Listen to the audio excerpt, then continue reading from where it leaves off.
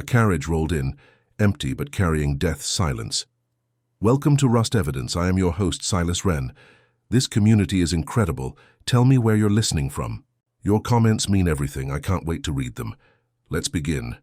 It had rained through the night, the sort of fine, persistent drizzle that left the pavements of the boulevard Richard Lenoir slick and shining like fish scales.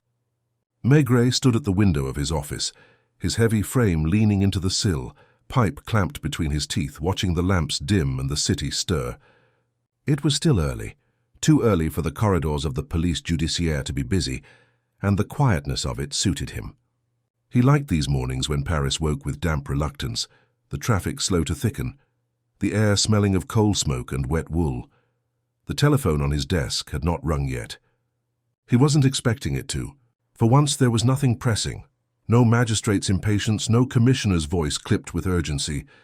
The case from last week had been neatly folded away, like a letter placed in a drawer. He had time to breathe. He thought about Madame Maigret, no doubt already in the kitchen, coffee bubbling on the stove, the day beginning for her in its usual domestic rhythm. He imagined her hands smoothing the tablecloth, her small contentment in the ordinary. He tamped down the pipe with a thick finger and drew in the smoke. The warmth spread in his chest, a comfort. He considered leaving early, surprising her by joining her at the market. It was something he rarely did, but the idea appealed to him in a vague, unspoken way. The drizzle was thinning now, almost ceasing, leaving droplets hanging on the chestnut branches outside the window like glass beads. Paris looked subdued, as though reluctant to shrug off its damp grey blanket. When the call finally came, it was hesitant. The voice on the other end belonged to young Janvier, respectful yet with that edge of uncertainty that suggested he wasn't sure if what he was reporting amounted to anything at all. A train had arrived at the Gare de l'Est from Strasbourg, an overnight service. One of the second-class compartments, it seemed, had been occupied by a single passenger at departure. But when the train rolled into Paris at dawn, the carriage was empty. Quite ordinary in itself, Janvier admitted, except for the fact that a ticket had been clipped, luggage was missing, and a conductor thought he had glimpsed a man, slumped against the window sometime in the small hours. The details were thin, fragmented, almost trivial. Nothing, perhaps, or something. Maigret listened without interruption, pipe cooling between his lips, the silence at his end of the line making Janvier falter now and then, as though compelled to fill it with more words. At length Maigret asked a single question. Was the compartment cleaned yet? No, the train had only just arrived. The staff were waiting. That was enough. He replaced the receiver slowly, as though reluctant to disturb the room's quiet. He did not immediately rise. Instead, he sat back, puffed his pipe to life again, and stared at the curling smoke. An empty carriage. The idea lingered in his mind, not striking him as dramatic, not even particularly suspicious, yet it clung faintly, the way the smell of damp fabric clings to a coat. A man boards a train and vanishes. There was nothing grand in it, nothing spectacular. It was precisely that plainness that pricked his instincts. He shrugged into his overcoat, heavy and dark, the familiar weight of it, a second skin. On the landing he passed a clerk balancing files, the smell of ink and dust strong in the air. The corridors echoed under his slow tread. He wasn't hurrying. There was no need. If something was waiting at the Gare de l'Est, it would not evaporate simply because he took his time. That was the peculiar advantage of his methods. He never rushed toward a conclusion. He let things come to him, like a fisherman letting the line drift. Outside, the streets glistened. The air was damp against his face as he stepped into the grey Paris morning, the drizzle now no more than a memory. He hailed a taxi, the driver rubbing sleep from his eyes, cap pulled low. As they moved through the streets, Maigret watched the shopkeepers lifting shutters, the children splashing through puddles on their way to school. Ordinary life, yet behind it always, the pulse of hidden dramas, private sorrows, small deceits. That was Paris as he knew it, a city of secrets beneath its mundane surfaces. He thought again of the empty carriage. It could amount to nothing, or it could be the beginning of a story that someone, somewhere had tried to smother in silence. He had learned long ago that such silences often spoke the loudest. The taxi slowed as it pulled beneath the wide iron canopy of the Gare de l'Est. Maigret paid without a word, stepping onto the slick pavement, where porters wheeled carts of luggage through patches of morning light that filtered through the rain-washed air. The building loomed with its heavy facade, statues gazing impassively down, while within the murmur of travelers swelled and receded like the tide. It was the usual confusion of an early train arrival. Men in bowler hats folding newspapers beneath their arms, women shepherding children with sleep-heavy faces, soldiers clattering past in boots polished too bright for the wet streets. All of it ordinary, all of it alive with the subtle restlessness of Paris waking up. Janvier was waiting near the gates, his young face pale, his posture betraying that curious mixture of eagerness and hesitation. He greeted Maigret with a nod, glancing toward the row of carriages that still stood at the platform. Steam hissed and curled upward from beneath the wheels, dissipating into the damp air. Somewhere a whistle blew sharply, though this train would go nowhere until it had been emptied, cleaned, and made ready again. The inspector's heavy coat swung with his stride as he moved slowly, pipe clenched between his teeth, though he did not light it. He looked not so much at the train as through it, absorbing its presence, the weary metal sheen, the worn paintwork, the grime streaked by the rain. The carriages smelled faintly of coal smoke, wet leather, and that peculiar odor of stale air long sealed in compartments. "Second class, rear of the train," Janvier murmured, gesturing. He spoke as though apologizing for disturbing his superior with something so trivial. "Compartment number 7. Maigret inclined his head and entered. The narrow corridor was already crowded with a conductor, a station official, and 2 porters who looked ill at ease, shuffling their boots as though uncertain of their role in this small drama. Maigret acknowledged them with no more than a glance. He preferred not to begin with questions. Silence was his first tool, and already it was working. The men's eyes dropped. Their fidgeting grew more pronounced, as if his very presence pressed against their nerves.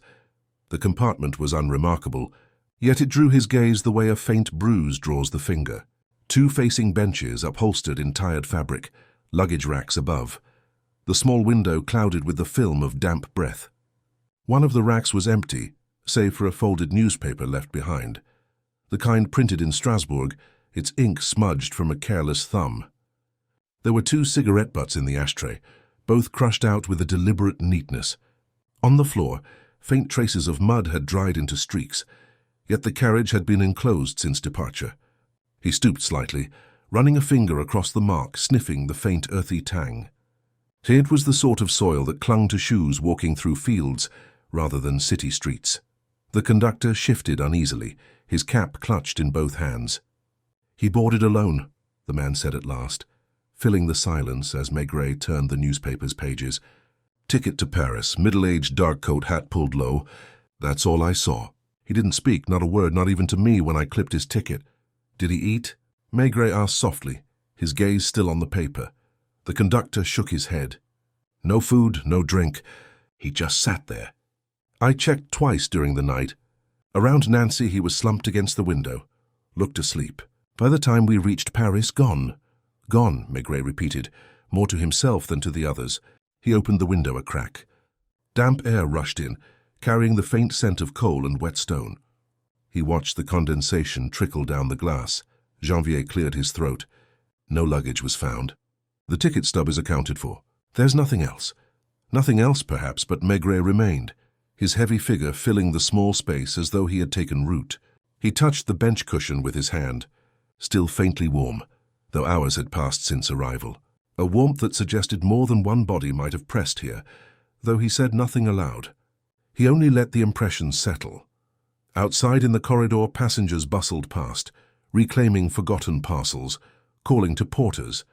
The ordinariness of it all pressed against the strangeness within this one compartment. An empty seat, a vanished man. Nothing dramatic. And yet, Maigret finally turned toward the conductor, studying the man's face, the nervousness etched at the corners of his mouth. "Why did you look in again?" he asked after a long pause. The man blinked. It was nothing, monsieur. Just habit. Some passengers, they cause trouble. Drink, noise, I checked to be sure. Yet this one did nothing, no." The conductor's voice faltered. "But I thought he looked ill. That's all. His skin was pale in the lamplight. That small word ill lodged itself in Maigret's mind, subtle and persistent. He nodded, dismissed the man, and remained once more in silence. He imagined the journey, hours of darkness, the rhythm of the train, the man unmoving. Then at dawn, an absence as though the night itself had swallowed him. He left the carriage, coat brushing the doorframe, and stood on the platform. The drizzle had ceased entirely now, leaving only the slick gleam of the stones. Trains groaned, whistles blew, the station filled with the anonymous tide of humanity. Yet Maigret lingered, his pipe unlit, his gaze heavy. Something gnawed at him, some detail not yet revealed but sensed, like the faint smell of smoke after a match has burned out. Janvier shifted beside him. "Shall we file a report, Chief?" "In due time," Maigret said. His voice was even, calm, yet it carried the weight of decision. "First we wait, see who asks after him." He turned and began to walk slowly through the concourse, watching the faces, listening to the cadence of voices. People arriving, people meeting loved ones, others departing, their steps echoing. In these currents he always searched for the eddies, the small hesitations, the glances too quick to be casual. Somewhere in this flow, perhaps, was the echo of a man who had boarded at Strasbourg but never arrived. They paused at the café adjoining the station, the air thick with steam from the urns, the smell of coffee strong enough to mask the damp.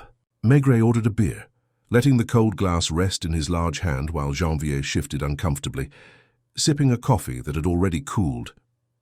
Maigret said little, his eyes half closed, absorbing the rhythm of the room. He always preferred this waiting, the hours when nothing seemed to move, when in truth everything was shifting beneath the surface. A woman entered, her coat too fine for the drizzle, her gloves immaculate. She scanned the room quickly, her gaze sharp, then softened when she spotted a porter she seemed to recognize. They exchanged a few words in low tones. The porter shrugged, gestured toward the train. She frowned, bit her lip, then turned away without approaching the ticket office. A small thing, easily missed. But Maigret's gaze followed her until she was gone. He drained his glass, set it down with finality, and rose. "We'll stay close to the station," he murmured. "Someone will come. Someone always does." They stepped back into the grey air, the great station stretching overhead like a cathedral of iron and glass. The morning had thickened with life now, but for Maigret it was not the noise or the movement that mattered. It was the spaces between, the silences, the absences. And this morning, there was one absence above all others, the man in compartment 7, who had entered the train in Strasbourg and arrived in Paris as nothing more than a shadow, a question without an answer. And so he stood there, pipe finely lit, the smoke curling upward to vanish among the steel beams, and waited for Paris to reveal what it always did in the end. Not facts, but people with their flaws, their secrets, and their frailties that no carriage could carry forever. The rain had not returned, though the air still carried its damp memory as Maigret lingered near the station gates, smoke curling slowly from the bowl of his pipe. Janvier, restless as always, paced a few steps this way and that, his eyes flicking over the moving crowd as if he expected to see someone raise a hand, call out, betray themselves in a sudden gesture. But Maigret knew better. The ones they waited for rarely announced themselves. They slipped into the scene quietly, compelled by worry, curiosity, or guilt, as though drawn by invisible thread back to the place where absence had begun. It came sooner than he had expected. A man emerged from the crush of departing passengers, a clerk by the look of him, with narrow shoulders, a hat a little too small, and a valise clutched tightly against his side. He paused just inside the concourse, scanning the platforms with a pinched, anxious expression. His shoes tapped the stone with impatience as he spoke briefly to the station official, who pointed vaguely toward the train they had just examined. The man's lips tightened and he half turned, as if debating whether to approach the ticket counter, but then seemed to think better of it. Instead, he adjusted his grip on the valise and began pacing, the tension in his steps impossible to miss. Maigret nudged the stem of his pipe toward Janvier. "Watch," he murmured. He did not move closer, not yet. He preferred to let the moment ripen, to see what the man would do when unobserved, or rather when he thought himself unobserved. The crowd ebbed and swelled around him, but his unease stood out like a dark smudge against a pale wall. He looked again toward the train, then down at his shoes, and finally, with a sharp motion, he strode toward the café. They followed at an unhurried pace. Inside, the man had taken a corner table, setting the valise on the seat beside him as though guarding it from curious eyes. He ordered a coffee, but his fingers tapped against the cup before it had cooled enough to drink, and his gaze never settled. Maigret lowered his bulk into a chair at the far end of the room, Janvier beside him, neither speaking. They let the silence build, a silence that stretched across the café like a taut string. The man glanced at them once, then again, his shoulders stiffening as recognition dawned, not of their names, perhaps, but of their kind. Police had a way of being known without introduction. It took no more than a few minutes before the man stood abruptly, tossing coins onto the table. He reached for his valise and made for the door. Maigret rose too, not hurriedly but with that slow inevitability that seemed to close space like a tide. Outside, the man quickened his pace, heading toward the boulevard. Janvier started forward, but Maigret lifted a hand. No, let him feel the shadow first. They followed him across 2 streets, through a small square where the damp branches of chestnut trees dripped steadily onto the paving stones. The man's stride shortened, his head turning slightly as if he could sense the weight behind him. At last he stopped, pivoted, and faced them. His eyes darted, not with defiance but with weary resignation. "You're looking for him, aren't you?" he said, his voice low. Maigret did not answer at once. He let the question hover, as though the words themselves might confess more if allowed silence. Finally he said, "Who is it we're looking for?" The man swallowed, his throat bobbing above his frayed collar. Henri Bresson, he should have been on that train. Should have been." The man clutched the valise tighter, as though it contained something fragile. "He was there. I saw him board in Strasbourg. But when I went to meet him this morning, they told me the compartment was empty. Your name?" "Paul Vernet." The syllables trembled as though he feared they carried weight beyond themselves. He lowered his eyes when Maigret stepped closer, the pipe smoke curling between them. "And this Henri," Maigret said, his tone steady, almost gentle. "What was he to you?" Vernet hesitated, then whispered, "My brother-in-law." They guided him back to the café where he sat stiffly, valise still pressed against his side. Bit by bit, under Maigret's quiet gaze and Janvier's occasional prompt, fragments of a story emerged. Henri Bresson, 42, clerk in a minor insurance firm. Recently troubled, though no one had spoken of it openly. A debt, perhaps, or some private shame. He had left Strasbourg 2 nights ago, with the stated intention of settling matters in Paris. Vernet had been sent ahead by his wife to meet him. But now there was only the empty carriage. Did he carry luggage? Maigret asked. "A small case." "Nothing more." "And you, monsieur, what is in yours?" Vernet flushed. "Clothes. Only clothes." "I came for 1 night, perhaps 2. To be sure, Henri arrived safely."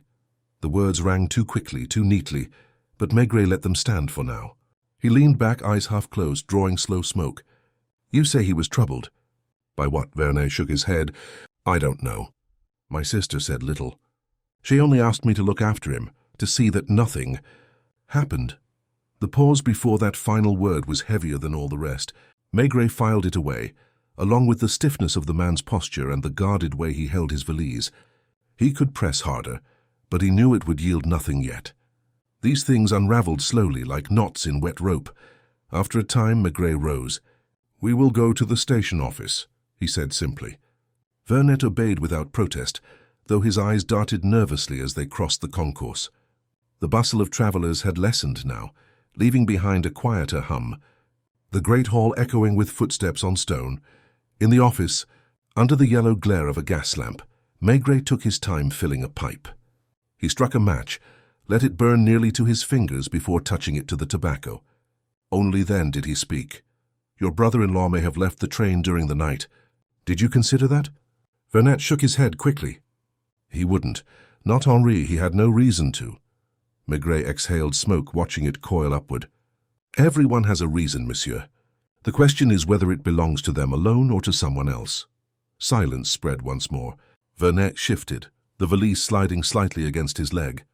For an instant, his hand tightened on the handle as though to keep it from revealing a secret. Maigret noticed, but again said nothing. Again he dismissed the man at last, instructing Janvier to keep an eye on him discreetly. When Vernet had gone, Maigret remained, his gaze heavy on the darkened window. Outside, the streets of Paris gleamed beneath the thinning clouds. Somewhere out there Henri Bresson was absent. Whether by choice or compulsion, whether in life or in death, Maigret could not yet tell. But the silence around him had already begun to whisper. He knew he would have to visit the boarding houses, the cafes where travelers from Strasbourg lodged on arrival, the offices where clerks like Bresson bent over ledgers until their backs ached. He would need to hear the voices of those who had known him, to weigh the tremor in their tones, the pauses between their words. But not yet, for now the picture was only beginning to form, faint as condensation on a carriage window. Maigret relit his pipe and let the ember glow. He had patience enough to wait for the image to clear. The afternoon drifted in slowly, the clouds thinning until a pallid sun tried without success to brighten the facades of the streets near the station. Maigret left Janvier behind to keep a discreet watch on Paul Vernet, while he himself walked with the unhurried gait of a man for whom the pace of others did not matter. His heavy overcoat brushed against his thighs, his hat pulled low, the stem of his pipe clamped gently between his teeth. He had no clear destination, not yet, only the sense that if Henri Bresson had stepped from the train before reaching Paris, there would be traces, small disturbances in the ordinary fabric of the journey that might be seen more clearly now, when the day had shed its morning tumult. He began with the station staff. In a narrow office smelling of ink, damp wool and cold coffee, he spoke with the station master, who rubbed his spectacles nervously as he insisted that nothing unusual had been reported. Trains arrived late, passengers lost luggage, clerks misfiled tickets. Such things were daily occurrences. But a man who was seen boarding in Strasbourg and failed to disembark in Paris, that was a complication best left to the police. Maigret did not press. He left behind the cramped office and returned to the platform where the train still stood, its carriages now emptied and half-cleaned by weary porters. He climbed once more into compartment 7. The faint warmth he had noticed earlier had faded. What remained was the smell, smoke, damp fabric and something sharper, a trace of cheap cologne perhaps, or the chemical tang of hair tonic. He sat heavily on the bench, letting the silence settle, his mind slipping into the rhythm of the journey, as though he too had sat there through the night. Watching the darkness beyond the glass, he pictured Henri Bresson, middle-aged clerk, pale skin, troubled eyes, sitting here with his thoughts, a man who carried little luggage, who spoke to no one, who may have been ill, or may have only appeared so to the conductor in the thin light of the lamp. At Nancy he was seen slumped against the window. By dawn he was gone. Had he slipped quietly from the train at some small station along the line? Had someone joined him unseen between stops? The cigarette butts, neatly extinguished, suggested composure, even fastidiousness. Yet the mud streaks on the floor told of haste, of movement when there should have been none. He traced the soil mark again with his thick finger, imagining shoes damp with meadow earth stepping into the compartment. Strasbourg was not far from the countryside. Perhaps Henri had walked through fields before boarding. But if so, why had the mark remained moist long enough to dry here inside during the journey? The detail was small, almost trivial, yet it clung in his mind like a pebble in a shoe. When he finally rose, dusk had begun its slow descent over Paris. The lamps in the station glowed faintly, casting yellow pools across the stone floor. He rejoined Janvier outside, who reported in a low voice that Vernet had done little since their separation. He had checked into a modest hotel nearby, carrying his valise close, and had not ventured out except for a quick meal. His manner remained nervous, though nothing overtly suspicious. "Let him be," Maigret murmured, drawing the smoke deep into his chest. "He will speak when the silence grows heavy enough." That evening Maigret returned home. Madame Maigret was waiting with the quiet warmth that always greeted him. Supper prepared, the table neatly laid, her small smile one of patient constancy. Over the meal she asked little, yet when he described the case in the simple broad strokes he always used with her, she tilted her head thoughtfully. "A man who does not arrive," she said at last. "That is lonelier than one who is found dead, don't you think?" He looked at her, the fork paused in his hand. It was not a question of evidence, but of feeling. Yes, he thought, lonelier, for a body at least leaves certainty, while absence leaves only the weight of doubt. He tucked her remark away as he so often did, not as proof but as a thread. Later, when he sat with his pipe in the armchair, the image of the empty carriage returned with that word echoing, lonelier. The next morning, he walked to the insurance offices where Henri Bresson had worked. It was a narrow building on a side street, the kind that smelled of ink, paper, and men in stiff collars bending over ledgers. The manager, a lean man with spectacles, greeted him with polite reserve, clearly uncomfortable at receiving a visit from the police. "Bresson has been unwell," he admitted at last after Maigret's silence pressed against him. "He took leave more than once in recent months. There was talk of money troubles, though I cannot say more. He was diligent but distracted. His work suffered. Did he quarrel with anyone?" The manager shook his head, though his eyes betrayed uncertainty. He was not the type. Quiet, almost invisible. The sort one forgets is in the room until he coughs or drops a pen. Maigret left with little more than he had arrived with, except the sense of a man whose life was already thinning, like smoke dissipating in the air. Back at the Quai des Orfèvres, he summoned Janvier. Vernet was to be kept under quiet watch, but not disturbed. Instead, Maigret wanted to trace the journey itself. He requested reports from the small stations along the Strasbourg-Paris line. Had anyone disembarked during the night who matched Bresson's description? Had any luggage been left behind? Any ticket checked but not claimed? The answers would come slowly, as they always did, filtered through clerks and conductors with their own priorities. As he waited, he returned again and again in his thoughts to the compartment, the faint cologne, the neat cigarettes, the drying soil. They were not yet a picture, only fragments, but fragments had their own logic, and Maigret knew that if he sat with them long enough, they would begin to arrange themselves into the quiet truth that no one yet dared to speak. That evening, in his small office, he sat smoking as the night thickened outside. The drizzle returned, pattering softly against the windows. He thought of Henri Bresson, pale and silent, vanishing into the dark. He thought of Paul Vernet, clutching his valise as though it were the last anchor to safety. And he thought of Madame Maigret's words, lonelier. Yes, this case was not about a disappearance only. It was about solitude, about the silence that men carried with them until it consumed them. And as the clock chimed the hour, he knew the silence around Bresson would not last. Someone, somewhere, would break beneath its weight. It was only a matter of waiting.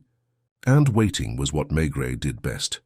The drizzle persisted through the night, a fine mist that clung to the lamps along the Quai des Orfèvres and blurred their glow across the wet pavement. Maigret stood at his office window, pipe smoke curling thickly about his head, his gaze heavy but unhurried. He had received word from several of the smaller stations between Strasbourg and Paris. None had reported a man of Bresson's description leaving the train. No luggage left behind, no ticket holder vanishing into the night. It was as though the man had dissolved somewhere along the route, without anyone noticing. The reports had not surprised him. People rarely noticed what they were not expecting to see. A man slipping out during a stop, moving with quiet purpose, could easily vanish in the bustle. But still, something about the neat cigarettes, the pale face glimpsed in the lamplight, the nervous brother-in-law these fragments pressed against his mind. Waiting to settle into shape, Janvier entered with his careful tread, a notebook in hand. He reported that Vernet had spent a restless night in his hotel. Twice he had left his room, once to walk briefly through the square, once to stand at the door of the post office before turning away. He had spoken to no one, but the valise never left his side. "Keep him in sight," Maigret said softly, "but don't crowd him. The weight he carries is heavier than anything we could place on his shoulders." When Janvier left, Maigret sat alone again, listening to the drip of rain against the sill. He thought of Madame Maigret's remark, lonelier, and felt the truth of it settle. Absence was always lonelier than death. A corpse at least gave people something to bury, to mourn. A vanished man left only questions, and questions gnawed at the living more cruelly than grief. By the next morning, Maigret decided to visit Vernet himself. The hotel was modest, a narrow place with worn carpets and wallpaper yellowed by years of smoke. The proprietor, a woman with sharp eyes and hair pinned too tightly, recognized the inspector immediately. She said nothing more than the room number, her lips pressed thin as though eager to be rid of responsibility. Maigret climbed the stairs slowly, his pipe unlit in his hand. He knocked once. After a pause, Vernet opened the door. His shirt was wrinkled, his hair uncombed, his eyes dark with sleeplessness. The valise stood by the bed as though it had not moved since the day before. "You've had little rest," Maigret observed, stepping into the room without waiting for permission. Vernet shrugged helplessly, sinking onto the chair. "How can I sleep, Henri? He should be here by now. I cannot return home without him." Maigret filled the silence with his presence. He lit his pipe, the match flaring briefly, and let the smoke drift into the stale air of the room. Vernet fidgeted beneath the weight of it, his hands opening and closing against his knees. "You say your sister asked you to look after him," Maigret said. "Why did she not come herself?" "She is not well," Vernet replied quickly. Too quickly. The journey would have been too much for her. "And yet she trusted you to bring him safely." Vernet's shoulders slumped. "She worried he might do something foolish. He was not himself, not lately. But I never imagined he would vanish." Maigret drew slowly on his pipe, watching the ember glow. "Your valise," he said at last. "You guard it carefully." Vernet stiffened. "It is nothing. Only clothes. Then why keep it at your side always, even when you eat, when you walk, when you stand outside the post office in the rain?" The silence that followed was not long, but it was heavy. Vernet's eyes flicked toward the valise, then back to the inspector. He opened his mouth as if to protest, but no words came. At last he whispered, "I promised her I would protect it." "Your sister?" "Yes." He pressed his hands together tightly. "It is hers, not mine. She told me never to let it out of my sight until I had given it to Henri." The truth, or some part of it, had slipped free at last. Maigret said nothing, only watched as Vernet's face reddened, his eyes darting like a trapped animal. He did not ask to open the valise. He knew that time would reveal its contents more surely than demand. For now he simply let the silence grow, until Vernet's breathing quickened and his shoulders sagged with resignation. When Maigret left, the rain had lifted. The streets gleamed in the pale sun, carriages rattling over cobblestones, children chasing each other along the pavements. He walked slowly, pipe clenched between his teeth, thinking not of luggage or compartments but of people. A man vanishes, a brother-in-law trembles, a sister waits at home with her secrets. The puzzle was not in the objects, but in the lives that clung to them. That evening, back at the Quai des Orfèvres, he spread the reports across his desk. The train had stopped at Metz, Nancy, Epernay. None had noted a passenger leaving who matched Henri Bresson. But at Epernay, one conductor recalled a door being opened briefly between carriages during the night. No one had been seen, no alarm raised, but the memory lingered. Small, almost irrelevant, but it drew Maigret's attention. A man could step from a train unnoticed if he wished, or be helped to do so. He leaned back in his chair, the smoke curling upward into the dim lamplight. The soil on the carriage floor, the faint cologne, the slumped figure seen at Nancy, these details swam before him. He felt them tugging, resisting, not yet forming the picture he sought. But he knew enough to sense that the story of Henri Bresson was no simple vanishing. It was tied to the valise, to the nervous brother-in-law, to a sister who had not travelled to Paris, but had sent her messenger in trembling loyalty. Maigret sat long into the night, the rain beginning once more against the windows. He did not hurry. He would wait, as he always did, for the silence to grow too heavy for someone to bear. And then he knew it would break. The night had been restless. Maigret had slept, but lightly, his mind circling back always to the image of the valise standing by Vernet's bed like a sentinel. He did not need to open it yet. What mattered was the way Vernet clung to it, as if it were more than a container, as if it were a burden. That was often the way with such cases. The objects themselves told less than the human gestures that surrounded them. At dawn he rose quietly, leaving Madame Maigret to her domestic rituals, and walked to the Quai des Orfèvres, in the pale light of a city still wrapped in drizzle. The reports from the smaller stations continued to arrive. Most were useless repetitions, no passenger of Bresson's description, no luggage unclaimed. But one note, scrawled hurriedly by a station porter at Nancy, drew his attention.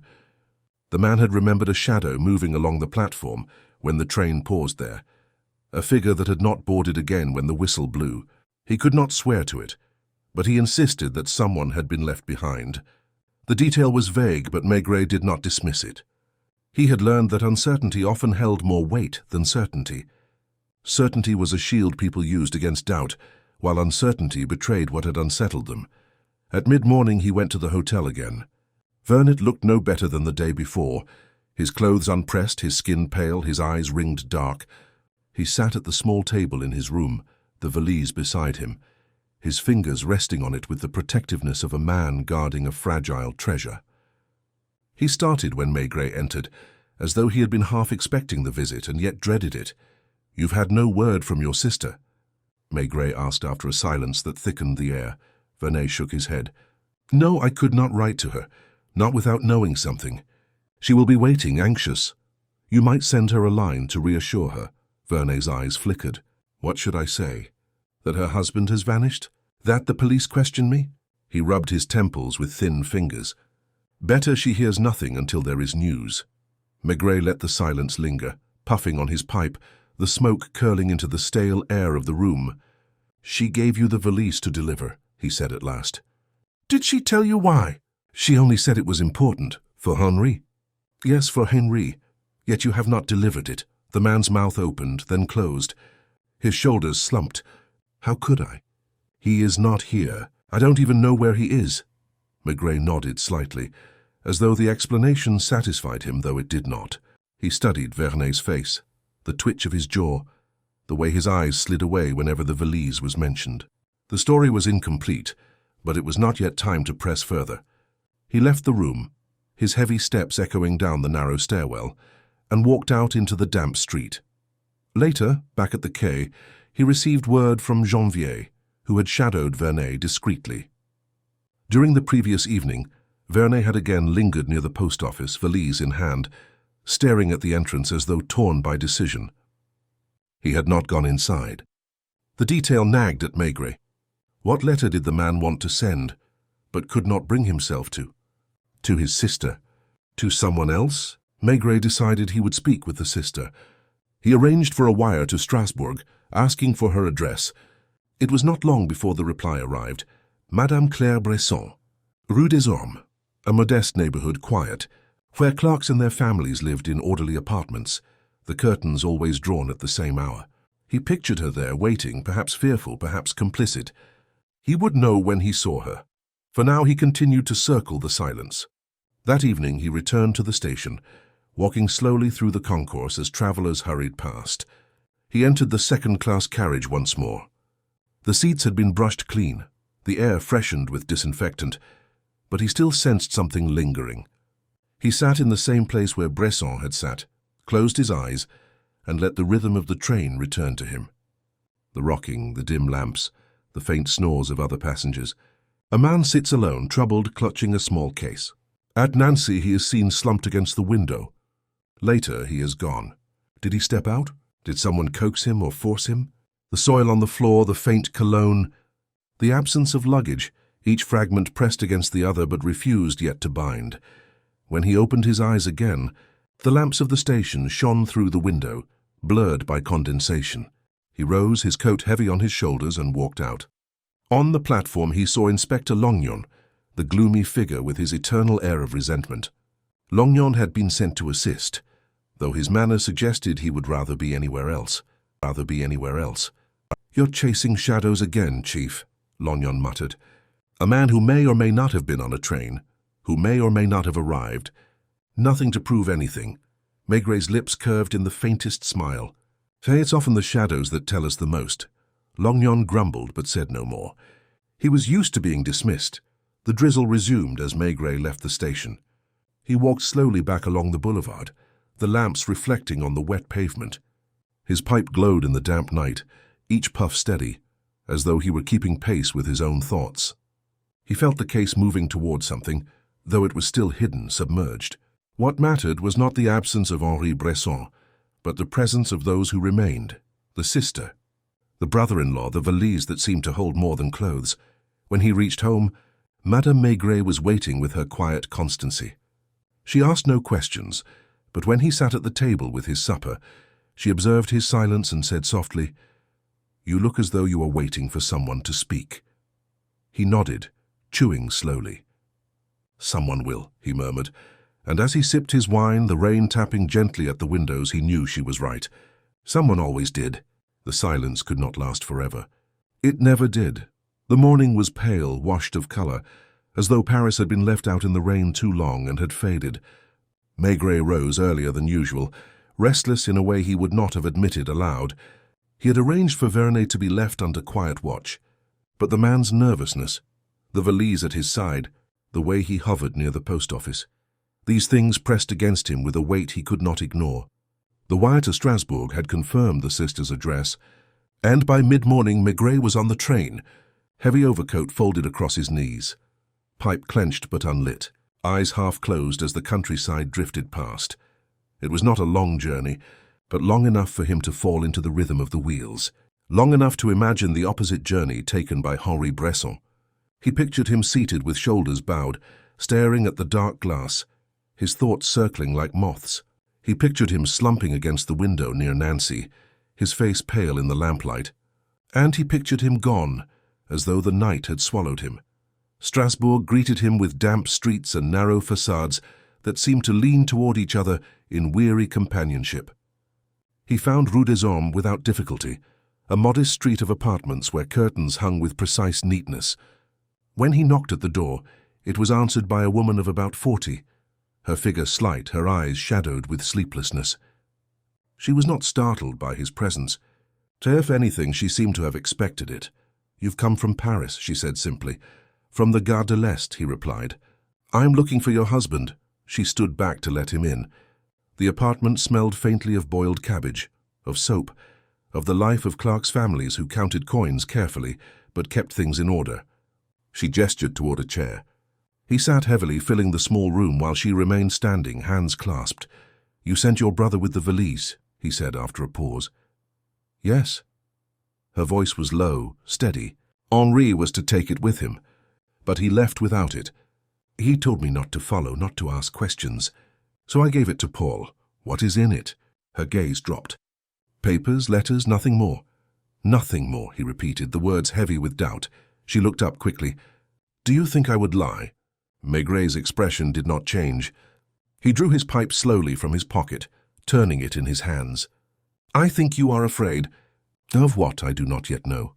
She sat at last, folding her hands tightly in her lap.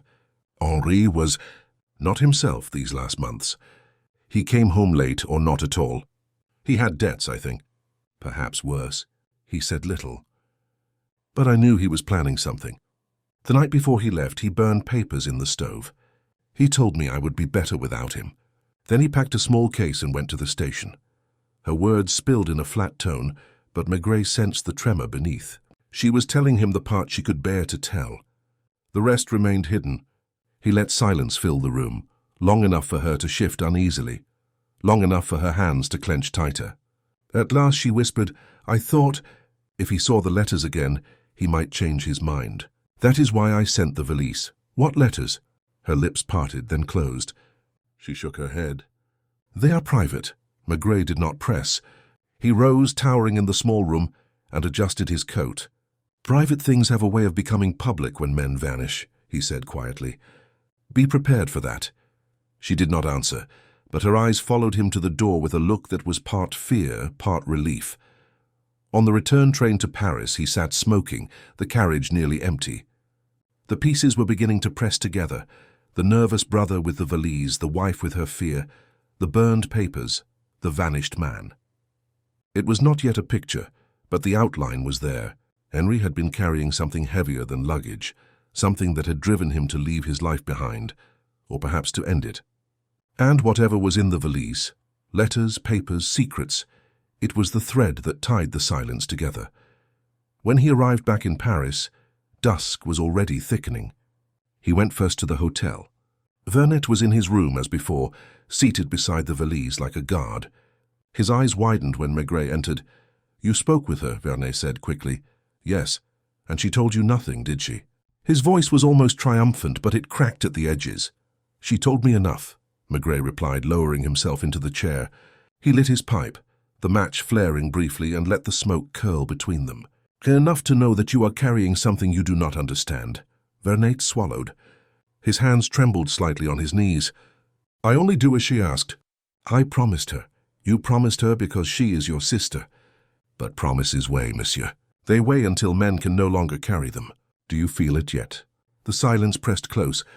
Vernet's eyes flicked to the valise, then back to Maigret. His lips trembled as though words were forming, but none came. At last he bent forward, clutching his head in his hands. "I don't know what to do," he whispered. Maigret let him sit in his despair, saying nothing, only filling the room with the quiet presence that always broke men more surely than questions. After a time he rose, knocked the ash from his pipe, and said softly, "Do nothing tonight. We will speak again tomorrow." When he left, the drizzle had begun again, misting the lamps along the boulevard. He walked slowly back to the Quai des Orfèvres, his coat heavy with damp, his hat pulled low. He knew now that the silence was close to breaking. Vernet's hands trembled too much, his words frayed too thin. It would not take much more. At his desk he spread the reports once again.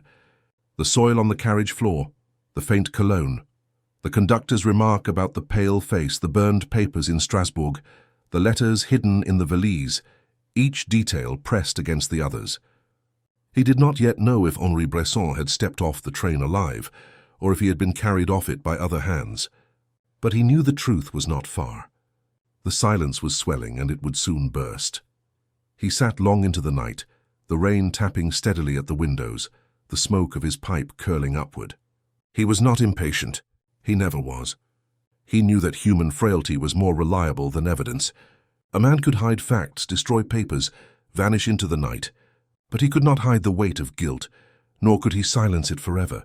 And that, Maigret thought, was what would bring the corpse in the carriage back into the light. The next morning the city was wrapped in a grey stillness, the rain gone but leaving behind streets that gleamed like slate. Maigret arrived at the Quai des Orfèvres earlier than usual, his step steady, his mind fixed on the image of Vernet with his head in his hands, the valise by his side. He had seen too many men break in just that posture to doubt what was coming. It was only a matter of patience. He lit his pipe in his office and sat waiting, not with a plan but with the assurance that people always revealed themselves when silence pressed hard enough. By mid-morning, a knock sounded on his door. It was Janvier, his face showing the mild surprise of one who brings news sooner than expected. Vernet had left the hotel. He had walked, valise in hand, through the drizzle-damp streets to the post office. There he had stood a long time wavering, before finally stepping inside. He had emerged without the valise. Maigret rose at once, heavy overcoat settling on his shoulders. Together they walked to the post office, its brass fittings dulled by years of fingerprints, its counters crowded with clerks stamping envelopes, weighing parcels, sliding forms across wooden surfaces. The postmaster, a man with spectacles low on his nose, looked up uneasily at the approach of the inspector. Maigret's presence rarely passed without effect. "A man brought in a valise this morning," Maigret said quietly. "Yes, monsieur. Addressed for Strasbourg. We were to send it by train this evening. Bring it. Bring it." The man hesitated, then disappeared into a back room. He returned with the familiar object, its leather worn, its handle darkened by Vernet's nervous grip. It bore a label, the handwriting shaky. Madame Claire Bresson, Rue des Ormes, Strasbourg. Maigret studied it a moment, then set it on the counter with deliberate care. He made no move to open it there. Instead, he signed the necessary forms, had it carried with them back to the quay. In his office, with Janvier watching closely, he set the valise on the desk. The air seemed to thicken. The clasp clicked open beneath his fingers. Inside were bundles of letters neatly tied, their edges worn from handling. He lifted one. The paper smelled faintly of tobacco and cheap cologne, the same scent he had noticed in the compartment. The letters were written in a flowing hand, a woman's perhaps, though not Madame Bresson's. He read only a few lines before closing it again. The tone was unmistakable, intimate, urgent, confessional, not the language of business nor of family, but of something hidden, something that had weighed on Henri Bresson until it pulled him from his life. He replaced the letters and shut the valise. Silence stretched in the room. Janvier shifted uneasily, waiting for orders, but Maigret only drew on his pipe. Smoke rose in slow curls as he stared at the leather case. Affairs of the heart, he thought, so often messier than any crime of greed. A man burns some letters, leaves others behind, boards a train with thoughts too heavy for him. The brother-in-law, trembling under the weight of promises he did not understand, tries to deliver what should have been destroyed. And the wife, silent in her apartment, surely knew more than she said. Keep Vernet under watch, Maigret said finally. Do not stop him. He is already breaking. That evening, as lamps glowed across the damp streets, Maigret returned to the hotel. Vernet was in his room, shoulders slumped, face drawn with exhaustion. He started when Maigret entered, his eyes darting to the place where the valise had always stood. Now it was gone. You've been to the post office, Maigret said simply. Vernet's lips trembled. I didn't know what else to do. Maigret lowered himself into the chair, pipe in hand. He said nothing more. He let the silence spread, thick and pressing. At last Vernet whispered, I never read them. I swear it. She begged me not to. I only promised to deliver them. But when Henri didn't come, what could I do? His hands shook, his voice cracked. I thought perhaps if he saw them again he would come back. But I was afraid. Afraid of what they might mean. Maigret watched him steadily, smoke drifting between them. Do you think your sister knew? Vernet's face crumpled. She must have. She never said the words, but she knew. That's why she burned some and saved others. She wanted him to remember, even if it broke him. The room fell silent again, broken only by the faint drip of water outside the window. Vernet bent his head, his hands covering his face. He did not weep aloud, but his shoulders shook with the effort of containing it.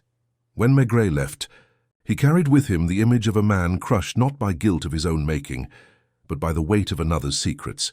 Outside, the city moved in its ordinary rhythm. Carts rattling over cobblestones, children shouting in the streets, cafes glowing with warmth. But within that rhythm, one man had vanished, swallowed by silence, and another staggered beneath the burden of letters never meant to be delivered. At the quay, Maigret sat alone with the valise once more.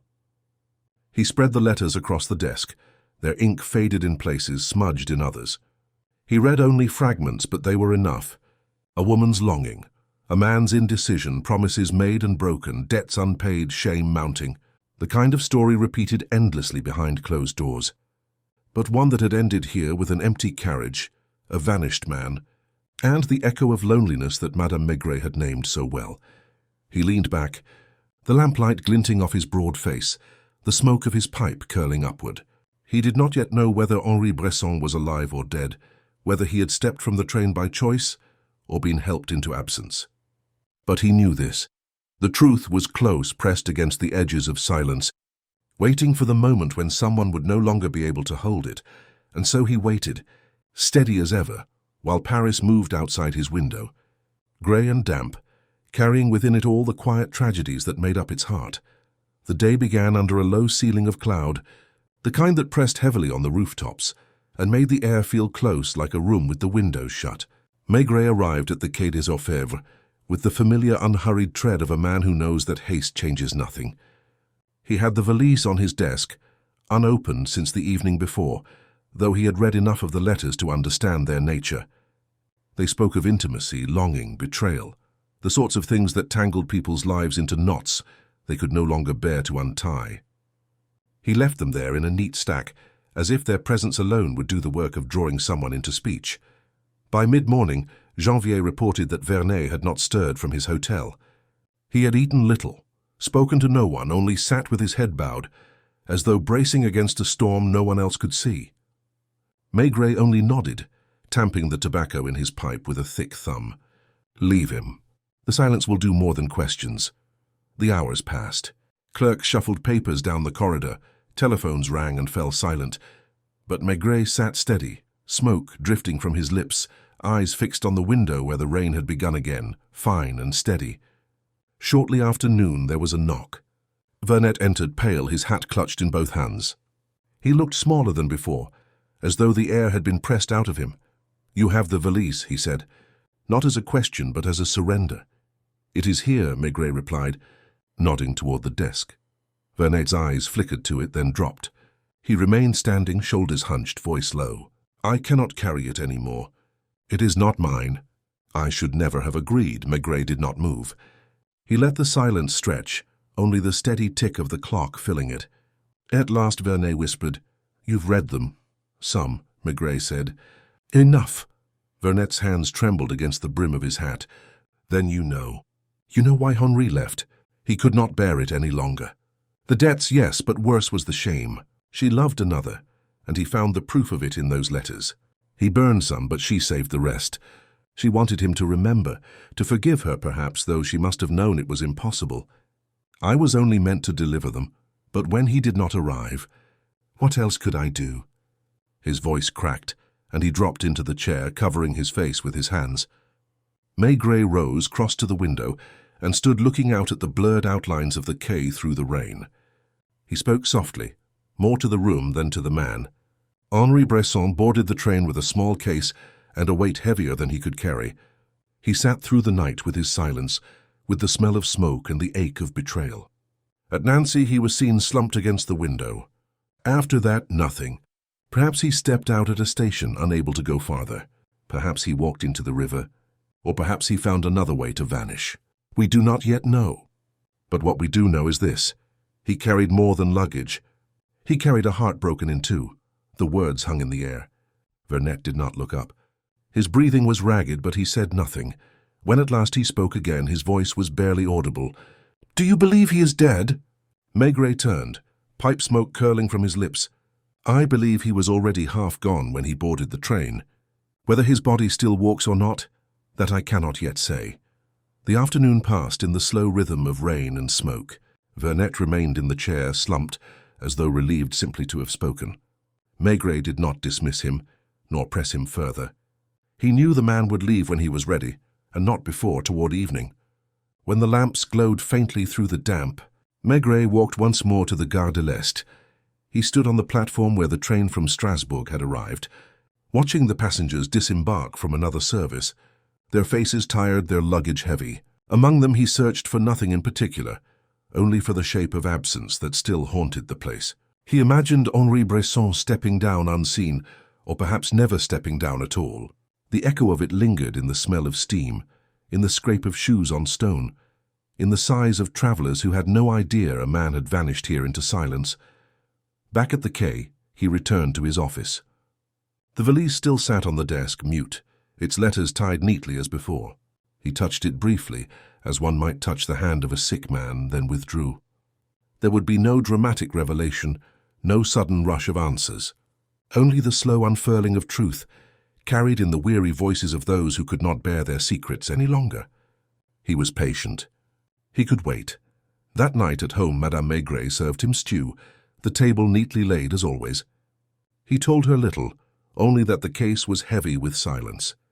She nodded, her expression calm, and poured his wine. "Men vanish," she said softly, "but not their sorrow. That always remains for someone to carry, He looked at her across the table, the lamplight warm on her face, and thought she had captured in one phrase what the whole case had been circling. Henri Bresson had vanished, yes, but his sorrow was still here, clutched in the trembling hands of his brother-in-law, tied in bundles of letters, heavy in the silence of a second-class compartment that arrived in Paris empty. Maigret leaned back, pipe between his teeth, and let the quiet fill him. The case was not finished, not yet, but it had already revealed what mattered most. And he knew that the rest, the bare facts of where Henri had gone and how, would follow soon enough, drawn out not by force, but by the inexorable weight of silence pressing until it broke. The following morning brought no change in the weather. The sky hung low and heavy, the dampness seeping into the very stones of Paris. Maigret walked from his apartment to the Quai des Orfèvres with his usual deliberate tread, collar turned up against the chill, pipe clenched between his teeth. He was not hurrying. There was nothing in the case that could be hurried. Still, the weight of it accompanied him, as present as the mist on the river. In his office, the valise sat on the desk where he had left it, the bundle of letters inside untouched since the night before. He poured himself coffee from the pot that had been left by a clerk, the liquid already cooling, and sat heavily, his large hands spread across the blotter. He did not open the letters again. He had no need. What they contained was clear enough: a love affair, a betrayal, words written with urgency and kept with equal desperation. They were not evidence in the sense that magistrates demanded, but they were the true heart of the matter. For men and women rarely vanished over money alone. Money may push, but it was love, or the lack of it, that unmoored them. Before noon, Janvier entered, notebook in hand. He reported that Vernet had not returned to the hotel. He had left at dawn, walking aimlessly through the boulevards, stopping here and there as if undecided where to go. Once he had stood outside a church, hat in hand, before moving on again without entering. He had eaten nothing, spoken to no one. He seemed, Janvier said, like a man waiting for permission to collapse. "Leave him," Maigret said, tamping his pipe. "He will come of his own accord." When the silence grows too loud. Shortly after, a wire arrived from Strasbourg.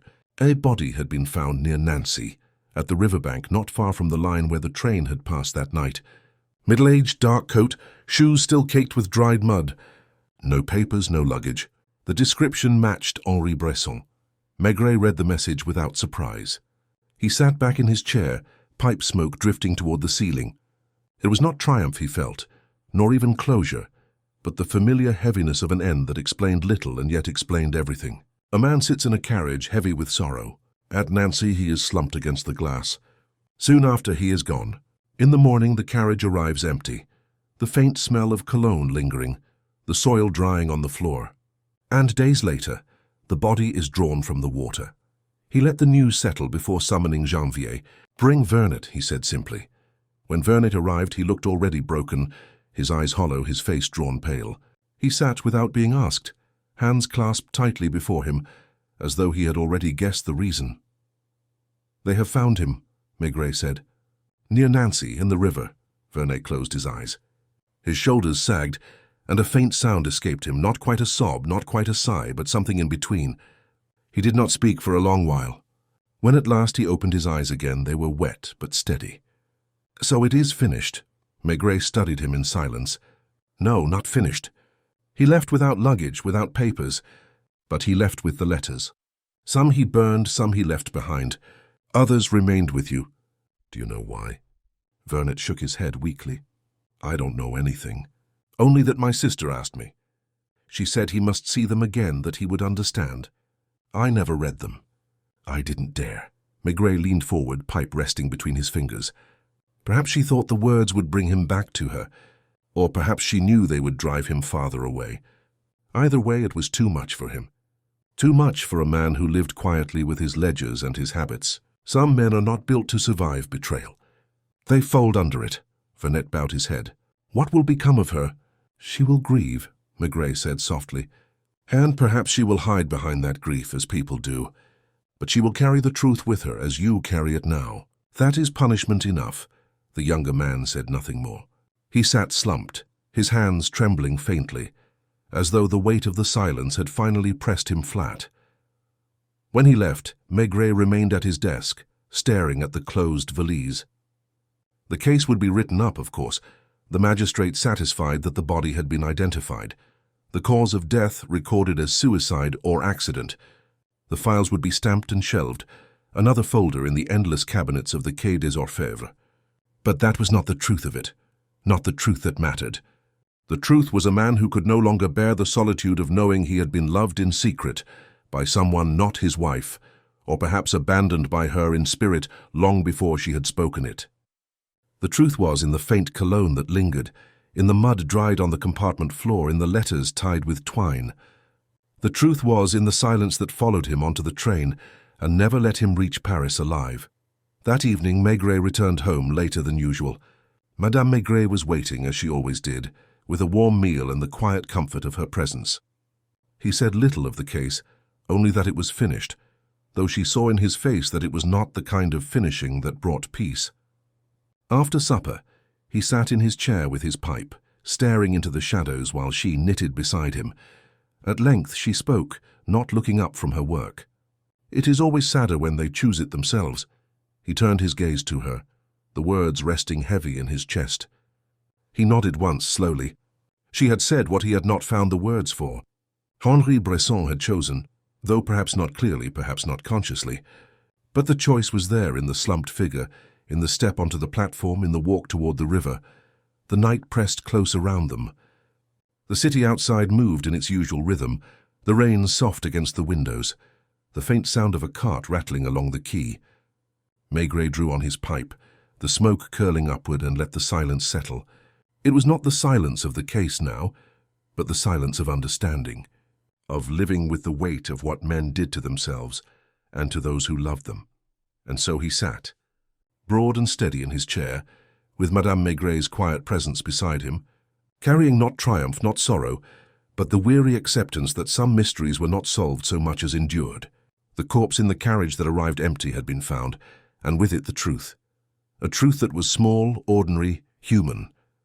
The kind of truth that left behind no villains, no heroes, only the faint smell of cologne and the echo of footsteps that had vanished into the night. The days that followed passed with the steady rhythm of routine, reports filed, statements taken, the magistrate satisfied that the file bore a conclusion that could be neatly recorded. The body retrieved near Nancy was identified without dispute as Henri Bresson. The coroner's note spoke of water in the lungs, of clothing heavy with river silt, of no marks to suggest struggle. It would stand officially as suicide, though Maigret knew that no document, however stamped, could capture the weight of such an act. Paul Vernet returned quietly to Strasbourg, his shoulders bent beneath a burden that no one could relieve him of. He had delivered the valise in a sense, though not in the way his sister had intended. Maigret had watched him leave without bitterness, only with the weary knowledge that the man would carry the silence for the rest of his days, a silence heavier than any words in those letters. As for Madame Bresson, she had been informed with careful phrasing by the local police. She had wept, no doubt sincerely, though beneath her grief lay the harder truth, that she had placed her husband between love and despair, and he had chosen despair. Maigret did not travel to see her again. He did not need to. He knew the look her eyes would hold, the mixture of loss and guilt that could not be spoken aloud. Some truths did not require witnesses. Back in Paris, the station at the Gare de l'Est returned to its ordinary noise. The second-class compartment where Bresson had sat was scrubbed and put back into service, carrying new passengers who knew nothing of the man who had once slumped against its window, pale in the lamplight, and never reached his destination. The smell of cologne had faded, the soil marks wiped away, the cigarette butts discarded. To most it was nothing but another seat, another journey. Yet for Maigret, each train that rolled into the station seemed to carry the echo of that absence, the shadow of a man who had dissolved into silence before the city could swallow him whole. One evening, some days later, Maigret sat at home in his armchair, pipe glowing faintly in the lamplight. Madame Maigret had set aside her knitting and was darning a pair of socks, her movements small and precise. The clock ticked steadily. The rain tapped against the windows with a gentle persistence. Without looking up, she said softly, "The poor man.